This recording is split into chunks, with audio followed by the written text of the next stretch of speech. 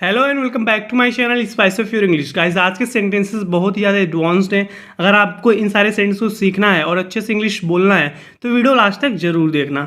Guys, चलिए शुरू करते हैं। आज का हमारा पहला सेंटेंस है, कोई हमें फंसाने की कोशिश कर रहा है। Someone is trying to trap अस।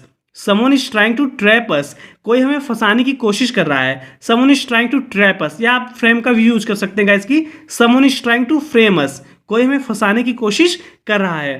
तुम्हें कोई अंदाजा है कि इसके पीछे कौन हो सकता है? Do you have any clue who might be behind this? Do you have any clue who might be behind this? तुम्हें कोई अंदाजा है या तुम्हें कुछ भी पता है कि इसके पीछे कौन हो सकता है? Who might be behind this? नहीं, लेकिन मैं इसका पता लगाने की कोशिश कर रहा हूं। No but I am trying to figure it out. No but I am trying to figure it out. नहीं, लेकिन मैं इसका पता लगाने की कोशिश कर रहा हूं। No but I am trying to figure it out. तो गाइज, फिगर इट आउट का मतलब होता है किसी चीज का पता लगाना, कुछ खंगालना या पता लगाना। तो ये बोल रहा है कि but I am trying to figure it out, लेकिन नहीं, मैं इसका पता लगाने की कोशिश कर रहा हूं और जब तक मुझे पता नहीं चलेगा मैं आराम नहीं करूंगा। And I won't rest until I get to know. And I won't rest until I get to know, और जब तक मुझे पता नहीं चलेगा मैं आराम नहीं करूंगा। एंड आई वोंट रेस्ट, मैं आराम नहीं करूंगा। Until I get to know, जब तक मुझे पता नहीं चलेगा। मैं उसे हमारे साथ ऐसा नहीं करने दूंगा। I won't let him do this to us. I won't let him do this to us, मैं उसे हमारे साथ ऐसा नहीं करने दूंगा। I won't let him do this to us, लेकिन मुझे यह पता लगाने के लिए तुम्हारी मदद चाहिए। But I need your help in order to figure it out. But I need your help in order to figure it out, लेकिन मुझे यह पता लगाने के लिए तुम्हारी ज़रूरत है, तुम्हारी मदद चाहिए। I need your help in order to figure it out. तुमको बिल्कुल भी चिंता करने की ज़रूरत नहीं है। You don't need to worry at all. You don't need to worry at all, तुमको बिल्कुल भी चिंता करने की ज़रूरत नहीं है। You don't need to worry at all, मैं तुम्हें निराश नहीं करूँगी। I won't let you down. I won't let you down, मैं तुम्हें निराश नहीं करूँगी। तो गाइस, को ऐसे भी बोल सकते कि I will not fail you. I will not fail you, मैं तुम्हें निराश नहीं करूंगी। या I will not let you down, मैं तुम्हें निराश नहीं करूंगी। मुझे पता था कि एक तुम ही हो जो मेरी मदद कर सकती हो। I knew you are the only one who could help me. I knew you are the only one who could help me, मुझे पता था कि एक तुम ही हो जो मेरी मदद कर सकती हो। आई न्यू, मुझे पता था, you are the only one, एक तुम ही हो, हु कुड हेल्प मी, जो मेरी मदद कर सकती हो। I knew you are the only one who could help me, वह मेरे लिए एक शर्मनाक स्थिति थी। That was an embarrassing situation for me. तो गाइज, ये इसको स्टोरी बता रही है कि मेरे साथ ऐसा हुआ था। That was an embarrassing situation for me, वह मेरे लिए एक शर्मनाक स्थिति थी। That was an embarrassing situation for me, मुझे फर्क नहीं पड़ता, मुझे तुमसे बात करने में अच्छा लगता है। I don't mind, I really enjoy talking to you. I don't mind, I really enjoy talking to you. तो गाइज, ये लड़का बोला कि मैं तुम्हें पसंद नहीं करता हूँ, तो ये बोले मुझे फर्क नहीं पड़ता। I don't mind, I really enjoy talking to you, मुझे तुमसे बात करने में अच्छा लगता है। I really enjoy talking to you, वह 3 घंटे से मगजमारी कर रहे हैं। We have been digging for 3 hours.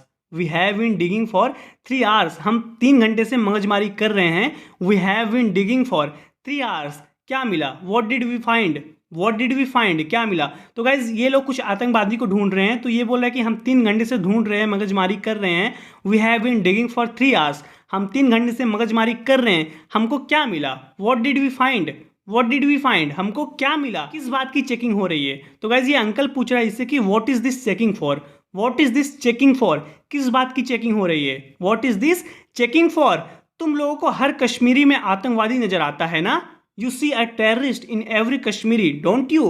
You see a terrorist in every Kashmiri, don't you? तुम लोगों को हर कश्मीरी में आतंकवादी नजर आता है ना? You see a terrorist in every Kashmiri, don't you? नहीं, ऐसा नहीं है चाचा, आपकी हिफाजत के लिए यहाँ हैं हम। It's not like that, uncle. We are here to protect you. It's not like that, uncle. We are here to protect you. नहीं, ऐसा नहीं है चाचा। It's not like that, uncle. आपकी हिफाजत के लिए हैं यहाँ पर। We are here to protect you. यहाँ पे ये बोल रहा है कि you see a terrorist in every Kashmiri, don't you? तुम लोगों को हर कश्मीरी में आतंकवादी नजर आता है ना? क्योंकि ऐसा इसलिए बोल रहा है गाइस कि ये दोनों इसको रोक के चेक कर रहे थे, तो इसलिए बोल रहा है कि you see a terrorist in every Kashmiri, don't you? तुम लोग को हर कश्मीरी में आतंकवादी नजर आता है ना? तब ये बोल रहा है कि नहीं, ऐसा नहीं है चाचा, आपकी हिफाजत के लिए हम यहाँ पे हैं। It's not like that uncle, we are here to protect. मुझे लगा हम बात कर लेंगे अकेले में, आमने सामने। I thought maybe we could talk just us man to man. I thought maybe we could talk just us man to man. तो गाइज जस्ट अस का यहाँ पे अकेले से मतलब है। I thought maybe we could talk just us, सिर्फ हम, man to man. Man to man का मतलब है आमने सामने। I thought maybe we could talk just us man to man, मुझे लगा हम बात कर लेंगे अकेले में आमने सामने। मैंने कुछ दिन पहले एक कबूलनामा किया था। I made a confession few days ago. I made a confession few days ago, मैंने कुछ दिन पहले एक कबूलनामा किया था। तो गाइज कन्फेशन का मतलब होता है कि गलती मानना। अगर आप कोई गलती की है तो वो स्वीकार करते हैं, यानी कि उस गलती को मानते हैं कि हाँ मैंने ही किया है, कुछ भी चोरी किए हैं, बदमाशी की है, कुछ भी जो भी आप किए हैं बस उसको स्वीकार कर रहे हैं, तो उसका मतलब होता है कन्फेशन। तो वही ये बोला कि I made a confession few days ago, मैंने कुछ दिन पहले एक कबूलनामा किया था और उसने कुछ मामलों में तुमसे बात करने की सलाह दी थी। And he encouraged me to talk about a few things with you. And he encouraged me to talk about a few things with you, और उसने कुछ मामलों में तुमसे बात करने की सलाह दी थी।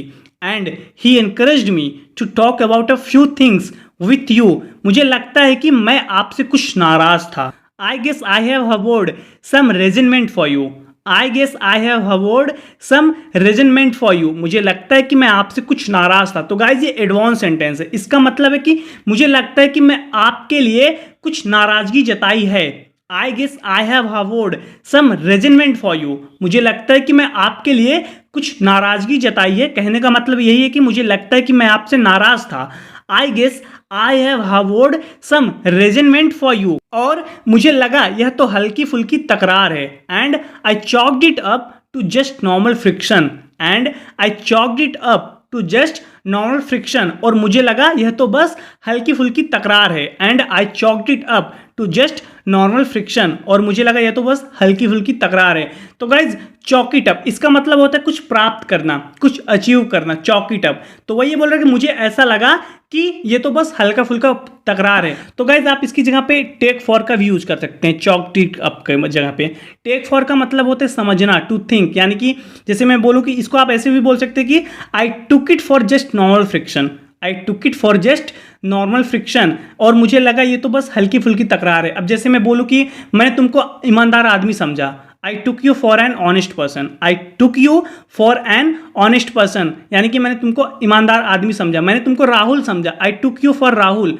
आई टुक यू फॉर राहुल, मैंने तुम्हें राहुल समझा। टेक फॉर का मतलब होता है गाइस समझना, टेक का सेकंड फॉर्म टुक हो जाएगा।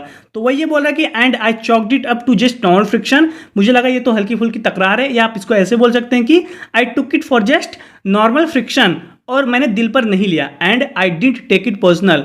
And I didn't take it personal, और मैंने दिल पर नहीं लिया। And I didn't take it personal. Well guys आज के इस वीडियो में इतना ही। जरूर बताना कि आपको वीडियो कैसी लगी। अगर वीडियो अच्छी लगी वीडियो को लाइक कीजिए। गाइज अगर आप सच में अपनी इंग्लिश इंप्रूव करना चाहते हैं तो वीडियो को बार बार देखिए, बार बार सेंटेंस को रिपीट कीजिए, बोलने की कोशिश कीजिए। गाइज जितना आप बोलोगे उतनी जल्दी आप इंग्लिश को इंप्रूव कर सकते हो। गाइज मैं आपसे अगली वीडियो मिलता हूँ। Till then take care, keep practicing and thanks for watching.